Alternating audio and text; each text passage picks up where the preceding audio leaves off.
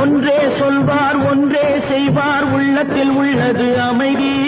இன்பத்தில் துன்பம் துன்பத்தில் இன்பம் இறைவன் வகுத்த நியதி சொல்லுக்கு செய்கை பொன்னாகும் வரும் துன்பத்தில் இன்பம் பட்டாகும்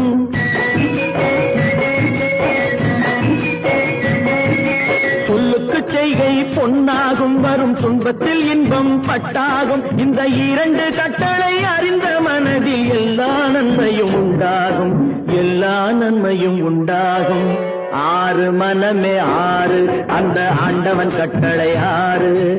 ஆறு மனமே ஆறு அந்த ஆண்டவன் கட்டளை ஆறு